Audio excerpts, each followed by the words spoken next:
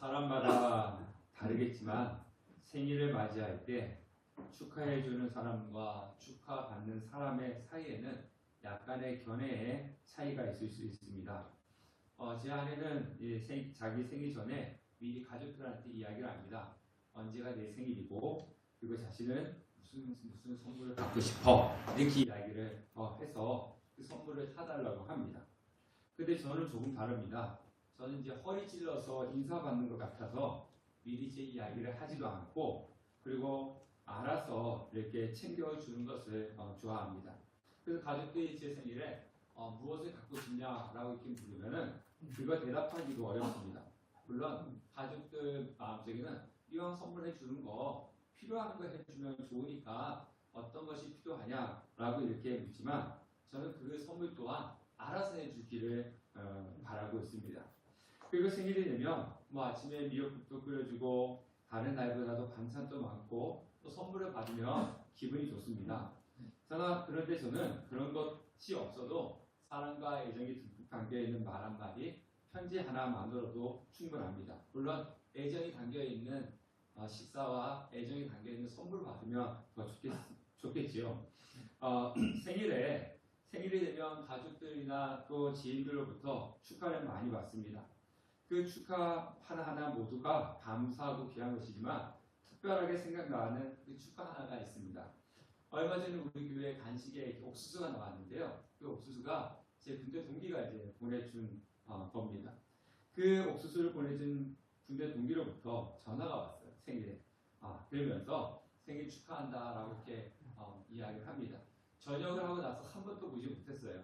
오랜 기간 동안 연락이 끊겼다가 최근 몇 년 전에 이제 연락이 와가지고 서로 가끔씩 연락을 주고 왔는데 그 동기가 생일인데 내가 선물은 보내주지 못해서 미안한데 그래서 목소리도 한번 들으려고 전화했어. 그렇게 이야기를 하더라고요. 비록 선물은 없었지만은 그 전화 한 통이 저에게는 되게 고맙고 기쁜 선물이었습니다. 왜냐하면 그 속에는 정말 저를 위한 그 사랑과 애정을 느낄 수 있었기 때문에 그렇습니다. 축하해주는 사람과 축하를 받는 사람의 마음이 다소 이렇게 다를 수 있다는 겁니다. 축하를 받는 사람은 자신의 입장에 맞는 축하를 받고 싶어하고 축하를 해주는 사람은 자신의 생각에서 자신의 입장에 맞는 그런 축하를 해주려고 합니다. 먹는 것을 좋아하지 않는 사람에게 밤새도록 맛있는 음식으로 진수성찬을 아침에 차려준다고 해서 그 마음은 고맙겠지만 그 차려놓은 음식이 얼마나 그 사람을 기쁘게 할 수 있겠습니까? TV를 보면요. 부모와 자녀 간의 갈등에 대한 내용이 단골로 나옵니다. 부모가 이런 이야기를 하죠. TV 보면 단골로 나오는 내용이 이런 겁니다. 내가 너 원하는 대로 다 해줬잖아. 너가 가지고 싶어 하는 거 다 사줬고 너가 하고 싶은 것도 다 해줬잖아. 근데 뭐가 부족해서 그렇게 이야기하느냐? 이제 이렇게 이야기를 합니다. 이 부모는 돈으로 풍족하게 해주면 자녀가 기뻐할 것이라고 생각한 겁니다. 근데 반대로 자녀는 부모에게 이렇게 이야기합니다. 엄마 아빠가 언제 나한테 관심이 있어 하냐? 이렇게 이야기합니다. 나한테 관심이 하나도 없지 않았느냐? 자녀가 바라는 것은 돈보다도 부모와 함께하는 그 시간을 바랬던 것입니다. 그러니까 이게 부모가 해주는 부모의 마음과 받는 자녀의 마음이 다르니까 이 갭이 큰 겁니다.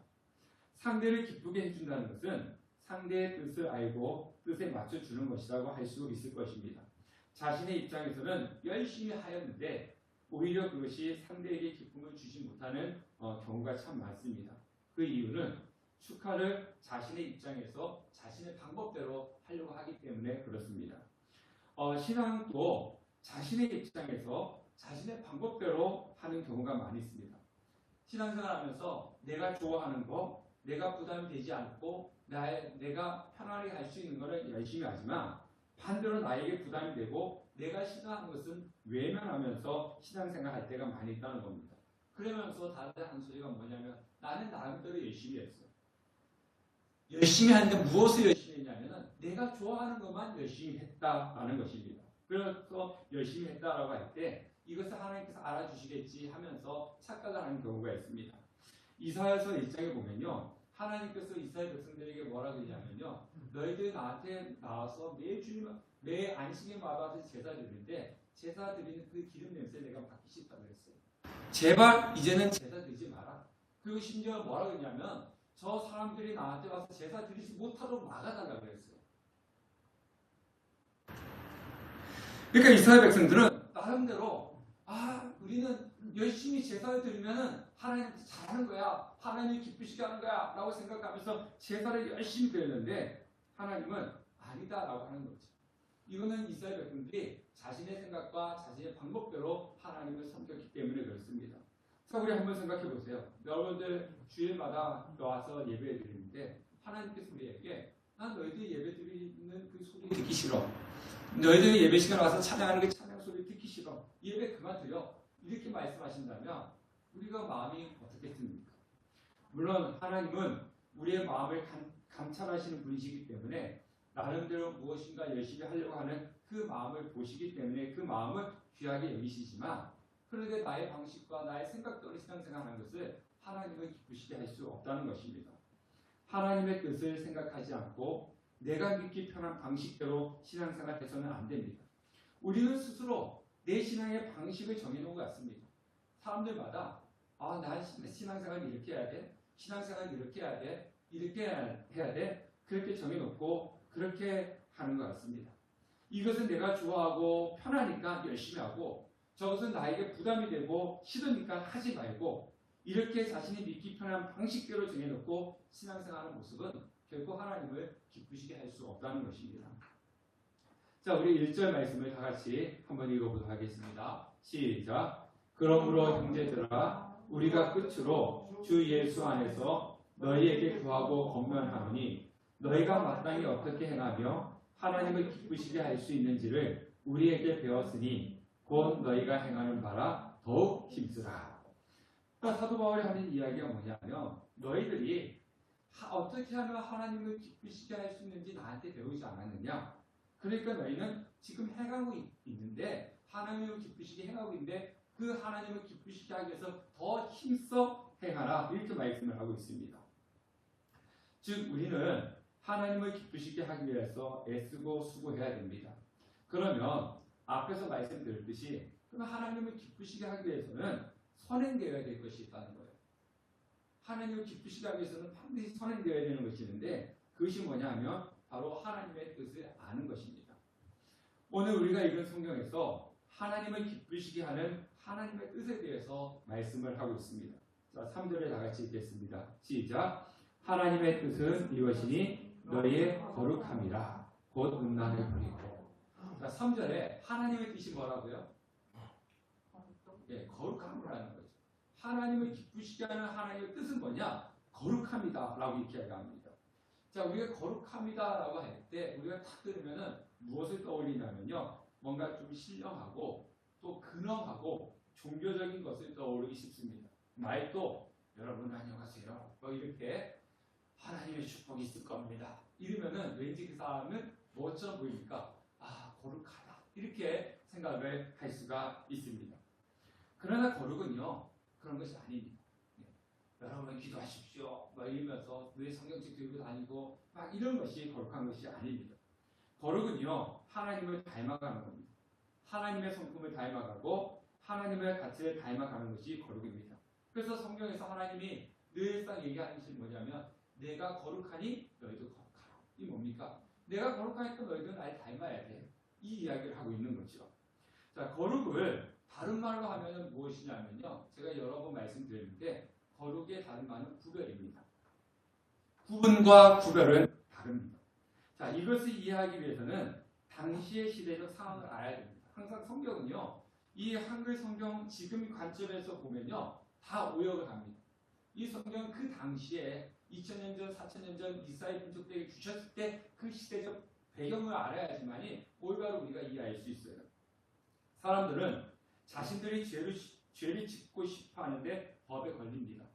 아니면 또 자신이 무엇인가 했는데 그게 법에 걸려서 처벌을 받게 되는 상황에 처했을 때 하는 행동이 있습니다. 어떻게 알죠?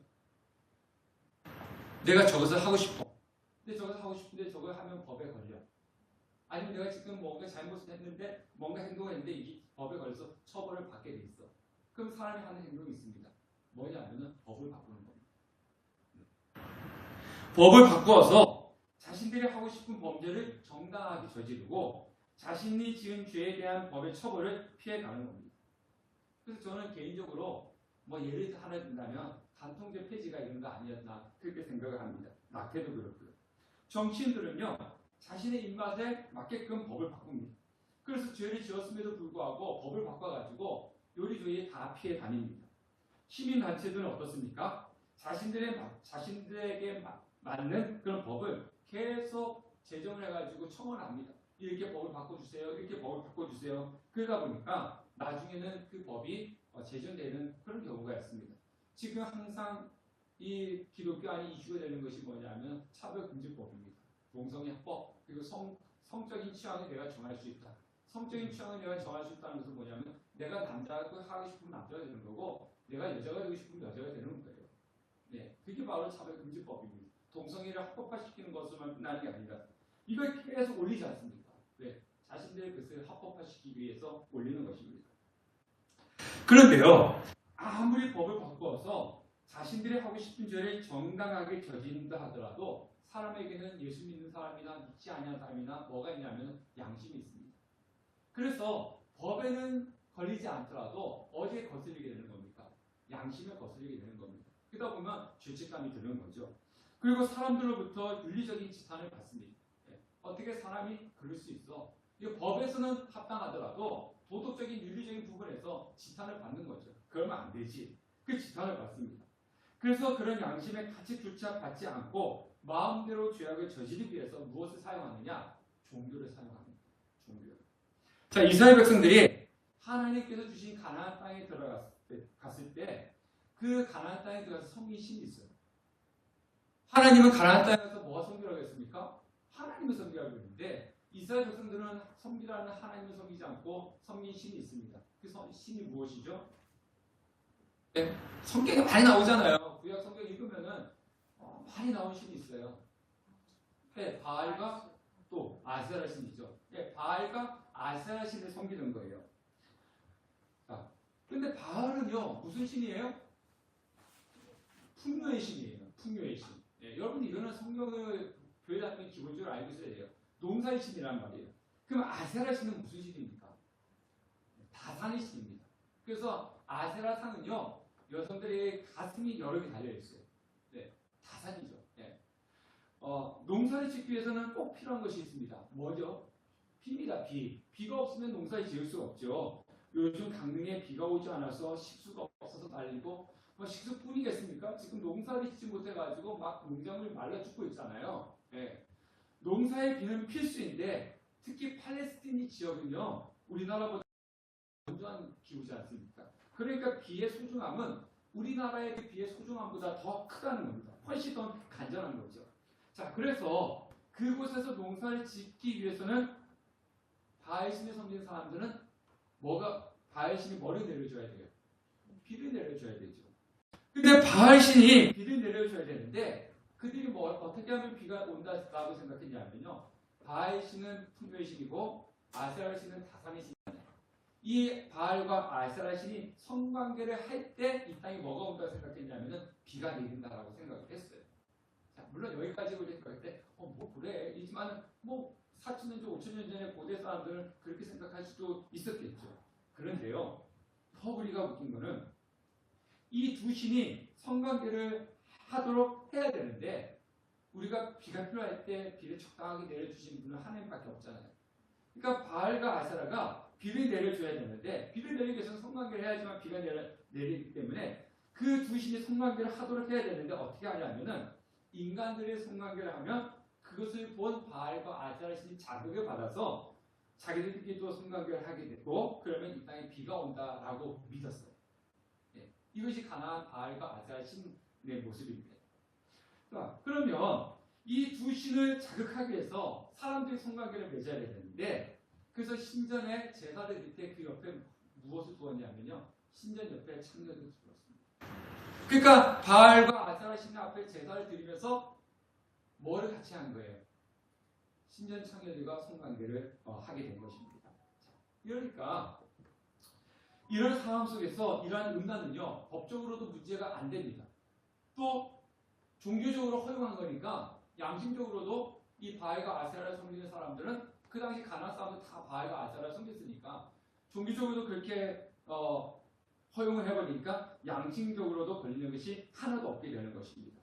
자, 사람들이 뭘 한 거예요? 음란을 저지르기 위해서 뭘 이용한 겁니까? 종교를 이용한 거죠. 종교를 갖다가 만들어 버리지 않습니까? 그러니까 사람들은요, 죄를 짓기 위해서는 참 머리가 잘 돌아가는 것 같아요. 예. 우리가 하나님을 섬기기 위해서 머리가 잘 돌아가기보다는 회피하기 위해서 머리가 잘 돌아가는 것과 비슷한 겁니다. 자, 그런데 이러한 것이 우리가 읽고 있는 데살로니가 도시에 있었다는 거예요. 2000년, 3000년 후에 그 도시에도 똑같은 일이 있었다는 겁니다. 자, 데살로니가 도시는요, 황제를 숭배했고요. 아울러 여러 신비 종교가 혼합되어 있는 다신교적 사회였습니다. 그 중에서 대표적인 종교가 뭐냐면 디오니소스를 섬기는 것이었습니다. 자, 디오니소스는요, 로마 신화에서는 바쿠스라고 나옵니다. 이 바쿠스가 변화가 되어서 지금 우리가 알고 있는 바카스가 된 거예요. 네, 바카스는 술의 신입니다. 술의 신 이름이에요. 네. 자, 그런데요, 이 디오니소스를 섬기는 이 종교는 남자의 성기를 상징적으로 삼고 성적인 탐닉을 통해서 풍요를 기원하는 종교였어요. 그러니까 바알과 아세라 비슷한 거죠. 자, 그래서 바알과 아세라처럼 신전에서 신전 창녀들과 성관계가 이루어졌습니다. 그래서 이 종교 때문에 마게도니아 지역에는요, 지나칠 정도로 성적으로 문란하고 타락한 지역이 되었습니다. 왜냐하면 종교를 합법화시켜버렸으니까. 양심의 가책도 받지 않는 거죠. 그러니까 음란을 저지르기 위해서 종교의 그 순서 안에 집어넣어버리는 겁니다. 그러니까 그 종교를 섬기는 수많은 사람들은 하나도 양심 가책이 없는 거예요. 지금 2000년이 지난 지금 우리나라 사이비 이단 종교들 보면요, 이 부분을 어디에 집어넣어버렸어요? 자신들의 교리에 집어넣었잖아요. 그래서 어떻게 합니까? 자신들이 교주하고 성관계를 맺으면 정결케 된다 그러잖아요. 그래서 우리가 볼 때는 이거는 말도 안 되지만 그 종교에 심취해 있는 사람들은요, 그것을 어떻게 받아들여요? 당연한 걸로 받아들이는 거죠. 네, 당연한 걸 받아들이는 것입니다. 자, 이러한 배경 속에서 성경에서 지금 하는 이야기가 뭡니까? 하나님의 뜻은 이것이니 너희가 뭐하고 이거라고 거룩하라고 이렇게 하는 거예요. 네, 이런 배경 속에서 우리가 이것을 생각해야지, 아 그렇구나라고 생각하지, 그냥 지금의 우리 입장에서 생각을 하면은 이 하나님께서 말씀하시는 것과 우리가 잘못 알 수가 있는 겁니다. 자, 그럼 3절, 4절, 5절 말씀을 데살로니가전서 4장 3, 4, 5절을 다시 한번 읽어보겠습니다. 시작. 하나님의 뜻은 이것이니 너희의 거룩함이라 곧 음란을 버리고 각각 거룩함과 존귀함으로 자기 안에 대할 줄을 알고 하나님을 모르는 이방인들과 같이 세욕을 따르지 말고. 자, 성적 타락이 자연스러운 사회적 배경 속에서 너희들은 음란을 버리고 거룩함으로 아내를 대하고 세욕, 즉 음욕을 따르지 말라라고 이렇게 말씀을 하고 계시는 거예요. 자, 지금 우리의 관점에서 음란이나 음욕은 당연히 윤리적으로 또 종교적으로 양심적으로 잘못된 것이고 버려야 될 것이라고 우리는 그것을 인지하고 그렇게 알고 있고 그렇게 지키고 있습니다. 그렇지만 당시 데살로니가 사람들에게 있어서 음란과 세욕, 음욕은요 당연한 것이었어요. 자연스러운 것이었어요. 그러니까 이 데살로니가 교회 성도들 중에서도 예수를 믿지만 그것이 죄악인지 잘못인지 인지하지 못하고 똑같이 음란을 하는 성도들이 있었다는 거예요. 4절의 말씀에 보면 거룩함과 존귀함으로 자기 안에 대할 줄 알고라고 했는데요. 이것은 로마 시대 대부분 사회가 어떤 부분이냐면요, 결혼 관계 그 가정 밖에서 다른 여자와 다른 남자와 음란 행위를 성행위를 하는 것이 일반적이었단 말이에요. 지금 뭐 우리나라도 보면은 그런 부분들이 많이 있기도 있지만은 그래도 일반은 아니잖아요. 일부지. 근데 이 당시에는요, 가정 밖에 나가서 결혼 밖에 나가서 자기 배우자 외에 사람들과 성관계를 하는 것이 일반적이었단 말이에요. 일반적이었단 말이에요. 그러니까 남자든 여자든 노예는 성적 놀이개감이었고 신전의 창기들과 성관계를 맺는 것이 신적 의식 중의 하나였습니다. 이처럼 성적 타락이 일상화된 시대에 사는 데살로니가 성도들에게 그것은 하나님을 모르는 사람들이 하는 삶이에요. 하나님을 믿지 아니하는 예수님 믿지 않은 사람들이 살아가는 방식이야. 하나님이 기뻐하지 않은 모습이야.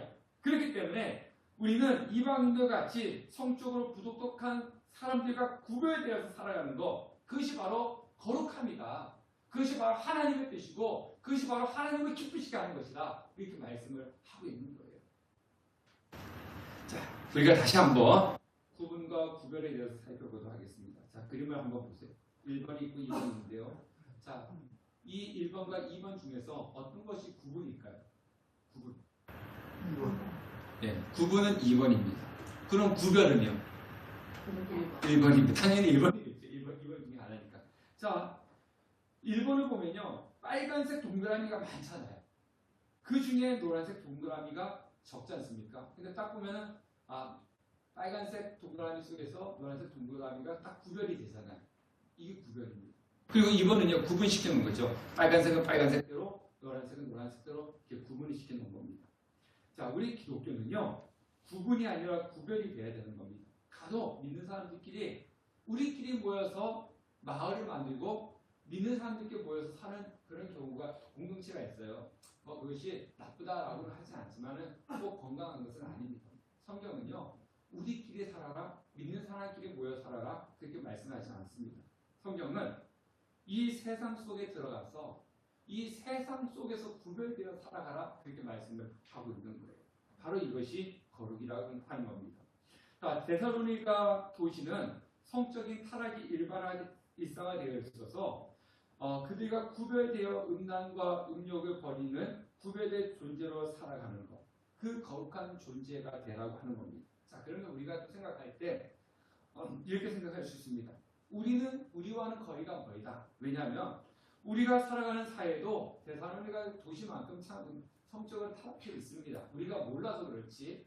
그런데 그렇지만 여기 있는 저와 여러분들은 그 데살로니가 교회 도시들 사람처럼 살아가지는 않잖아요. 그만큼 타락해서 살아가지는 않지 않습니까? 그러니까 저 이야기는 나하고는 거리가 멀어. 저 이야기는 우리하고 거리가 먼 말씀이야. 이렇게 생각할 수가 있어요.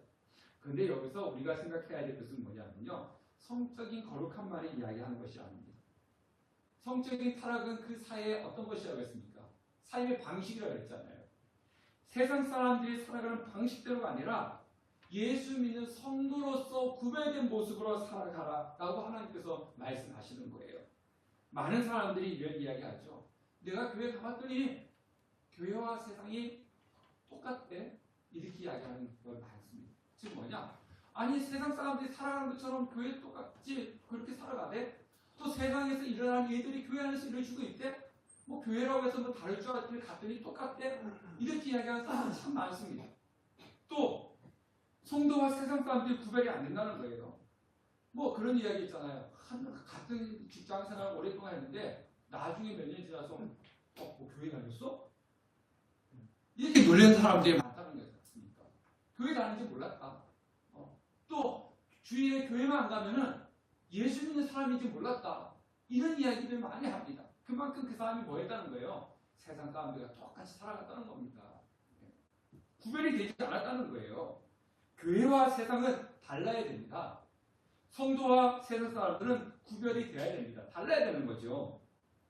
제가 몇 년 전에 백화점 식료품점에 간 적이 있습니다. 그때 이제 제가 뭐 사러 간 건 아니고 이렇게 돌아다니고 구경을 하고 있는데 어떤 점원분이 저를 딱 보시면서 첫마디가 목사님이세요? 이렇게 묻는 거였어요. 저는 되게 그 소리 듣고 기분이 좋았어요. 제가 뭐 이렇게 양복을 입은 것도 아니고 옆에 성경책을 들고 오는 것도 아니고 그냥 평상시복으로 이렇게 입고 일반복을 입고 이렇게 뭐 그렇다고 내가 예수님을 이야기한 것도 아니고 그냥 이렇게 구경을 하는데 점원분이 딱 저를 보고 첫마디가 목사님이세요? 이렇게 묻는 거였어요. 그래서 제가 기분이 되게 좋아서 내가 그래도 목사로 보이나 보다. 이게 목사로 보이나 보다. 그렇게 생각했습니다. 많이 저보고 사기꾼 같아 보여요. 이랬으면 어떻게 하겠습니까? 아니 목사를 보고 사기꾼 같아 보이면은 내 모습이 어땠을까? 이런 생각을 해보지 않겠습니까? 이처럼 교회는요. 크고 작고 이것이 중요한 것이 아니라 세상 사람들이 딱 볼 때 저 교회는 교회 같아. 저 교회는 정말 교회야. 이런 소리를 들어야 되고 성도들도 세상 사람들이 볼 때 저 사람은 정말 성도 맞아. 저 사람은 정말 교회 다니는 사람 맞아. 이런 소리를 들 정도로 세상과 구별되는 것. 이것이 뭐다? 바로 거룩이다. 네. 그리고 이 거룩함이 뭐다? 바로 하나님의 뜻이고 이것이 하나님을 기쁘시게 하는 것이라는 겁니다. 자, 두 번째로. 첫 번째로 하나님을 기쁘시게 하는 것은 거룩함이라고 했습니다. 세상 사람들과 구별되어 있는 것이 바로 거룩함이고 그것을 하나님께서 기뻐하신다라고 했습니다. 자, 그러면 두 번째로 하나님을 기쁘시게 하는 것은 무엇인가? 자, 9절과 10절을 한번 읽어보도록 하겠습니다. 시작. 형제 사랑에 관하여는 너에게 쓸 것이 없음은 너희들이 하나님의 가르치심을 받아 서로 사랑함이니라. 너희가 온 모든 형제에 대하여 과연 이것을 행하였도다. 형제들아 너희 더욱 그렇게 행하고. 자, 두 번째는 형제 사랑입니다. 사도 바울이 데살로니가 교회 성도들에게 형제 사랑에 대하여는 추가로 쓸 것이 없다 이렇게 이야기합니다. 데살로니가 교회 성도들이 형제 사랑을 잘하는 거죠. 그리고 그 인근 마게도냐 형제들까지도 사랑했습니다. 그러니까 단순히 사랑한다는 것이 축복의 이야기만 하고 내가 너를 위해서 기도하고 이런 걸로만 끝나는 것이 아니라 까지도 나눠주는 그런 형제 사랑을 했다는 거예요. 자, 그런데 사도 바울이 너희들의 형제 사랑에 대해서 더 쓸 것이 없다라고 이야기하면서 더 그렇게 쓰고 수고하라라고 합니다. 그런데 형제 사랑에 관하여서는 더 그렇게 행하라고 하면서 덧붙이는 말씀이 있다는 거예요. 우리는 그것을 잘 살펴봐야 되는 겁니다. 자, 11절 말씀을 볼게요. 11절 말씀을 읽어보겠습니다. 시작. 또 너희에게 명한 것 같이 조용히 자기 일을 하고 너희 손으로 일하기를 힘쓰라. 당시 데살로니가 교회 성도들이 예수님의 재림 다시 오심을 잘못 이해하고 있었습니다. 이 부분은 이제 다음 주에 설교할 거예요. 예수님 재림에 대해서는 다음 주에 이제 뒷부분에 설교할 건데요. 초대교회 성도들은 데살로니가 교회 성도들뿐만 아니라 초대교회 성도들 대부분은 내가 죽기 전에 예수님이 오신다라고 생각을 하고 믿고 있었어요. 네. 내가 죽기 전에 예수님이 옵니다. 자, 우리 집사님, 권사님, 우리 성도님 이제 저도 그렇고 우리 진이 사람의 인생은 잘 모르지만 어쨌든 청년이니까 우리 진이 앞에 놓고 대부분은 여태까지 살아온 날보다 앞으로 살아갈 날이 적죠. 솔직히 기분 나쁘지만 인정해야 되지 않겠습니까? 근데 내가 죽기 전에 예수님이 온다고 믿었으니까 어떤 일이 벌어지냐면 그럼 내가 굳이 일할 필요가 뭐가 있어? 그래서 다이어트 직장도 그만두고 하고 있는 일도 다 그만두고 옛날에 1992년도 담임 선교를 했던 것처럼 수능 시험도 보지도 않고 직장도 들어지고 교회 와가지고 막 예수님 맞이한다고 12월 며칠이었죠? 12월 12일이었던가 왔던 그랬던 것처럼 내 죽기 전에 예수님 오시는데 그래서 하는 일 다 그만두고 오직 교회만 나오는 그런 사람들이 있었어요. 자, 그러면 내가 하는 일을 다 그만두니까 수입이 있어요, 없어요? 수입이 없어도 당장 내가 먹을 걸 어떻게 해요? 다른 사람들, 이렇게 교회 가는 성도들, 형제들, 이 사람들한테 구걸을 해서 지금 먹는 거잖아요. 의식주를 다른 사람들한테 도움을 통해서 지금 해결하는 것이었습니다. 근데 그것도 하루 이틀이지. 한 달, 두 달, 막 세 달, 1년 막 이렇게 되면은 어떻겠습니까? 아무리 형제라도 이렇게 그 야곱도 그 삼촌 아반이 야곱이 한 달 동안 놀고 먹으니까 그 다음부터는 내가 어떻게 삼촌이지만 너를 공짜로 먹여주겠냐, 너 일해라 그랬지 않습니까? 어떻게 그냥 한두 번씩 그또 매번 이렇게 먹을 것을 제공해 주겠습니까? 그러니까 다른 사람들에게 큰 짐이 되었고 또 다른 성도들을 힘들게 하고 궁핍하게 만들었어요. 그러면서 자신들은 뭐라 떠들었냐면 크게 나는 예수님의 재림을 기다리는 사람이 아니면서 시끄럽게 떠들었습니다. 그래서 사도 바울이 뭐라 그랬냐? 이건 형제 사랑이 아니다. 이렇게 이야기하는 겁니다. 다른 사람들에게 자신 때문에 불이익을 주어서는 안 된다는 겁니다. 종교적인 일에 열광적이면서 자신이 해야 할 의무를 게을리 한다면 세상은 성도들을 향해서 이상하게 생각을 할 겁니다. 그래서 사도 바울은 어떻게 했어요? 자기 직접 천막치는 일을 하면서 전도를 하고 그렇게 다녔습니다. 사도 바울은 아무것도 하지 않으면서 다른 사람들에게 기대어 있는 것은 형제 사랑이 아니다. 그렇기 때문에 조용히 살아가면서 너희들이 해야 할 일을 해라. 이렇게 이야기를 하고 있는 거예요. 이것이 바로 뭐다? 형제 사랑이다 라고 이야기합니다. 흔히들 우리가 형제 사랑이다 라고 하면은 내가 무엇인가를 해주고 베풀고 이런 것만을 생각하지 형제 다른 사람들을 힘들게 하는 것은 생각하지 않습니다. 그런데 다른 사람들을 힘들게 하지 않는 것, 그것도 형제 사랑이라는 거예요. 교회 안에서 서로 사랑하라 우리가 이렇게 많이 합니다. 근데 지난주에 우리 교회 여전도에서 식사를 딱 준비했지 않습니까? 이런 것도 우리의 형제 사랑이죠. 섬기고 베푼 것도 사랑이지만 교회 안에서 내가 해야 할 것, 내가 해야 할 것을 하지 않아서 다른 사람이 그 자리를 채워줘야 하는 그 수고로움을 하지 않도록 하는 것도 뭐다? 형제 사랑이다. 네. 가족 사랑이 또 마찬가지잖아요. 내가 자녀를 사랑할 때 꼭 내가 무엇인가 줘야지만이 자녀에게 대한 사랑이 아니라 내가 해야 할 것을 하지 못해가지고 자녀가 내 것을 대신 일을 해줘서 힘들게 하는 거, 이것도 뭐라고요? 형제 사랑이 아니라는 거예요. 그러니까 내가 할 일을 하라는 거죠. 똑바로 내가 할 일을 하고 다 미루고 못한다 해가지고 다른 사람이 내가 할 일을 해서 피해를 주지 말라라고 그렇게 이야기를 하고 있는 것입니다. 다른 사람의 수고를 덜어주는 것, 그것도 바로 형제 사랑인데 데살로니가 교회에서는 다른 사람을 위해서 기도해주고 축복해주고 물질을 주는 것까지는 잘했는데 예수님 이제 나 축제에 오니까 나 아무것도 안 해.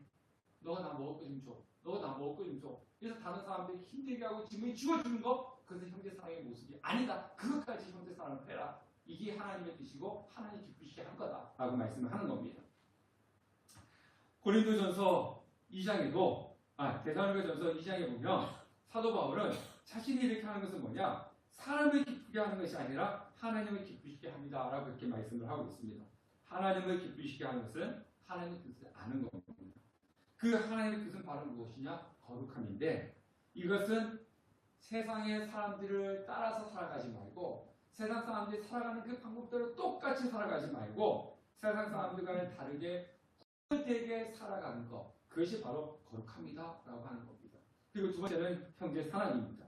다른 사람에게 사랑을 베풀기 위해서 다른 사람의 짐이 되는 것이 아니라 나의 삶 속에서 나에게 맡겨진 것, 내가 해야 할 것, 그것을 성실하게 하는 것. 그래서 다른 사람에게 베품을 받기보다는 내가 베품을 주는 것, 그것이 바로 형제 사랑이고 이것이 바로 하나님의 뜻이고 하나님을 기쁘시게 하는 겁니다. 오늘 이곳에 계시는 우리 함께하는 교회 성도님들, 하나님의 뜻을 아시고 하나님을 기쁘시게 하는, 사람을 기쁘게 하는 것이 아니라 하나님을 기쁘시게 하는 우리 성도님 되시길 바라겠습니다. 그 두 가지는 거룩함이고, 첫 번째는 거룩함이고 두 번째는 형제 사랑입니다. 이 거룩함과 형제 사랑을 통해서 하나님을 기쁘시게 하는 우리 성도님 되시기를 주님의 이름으로 축원합니다.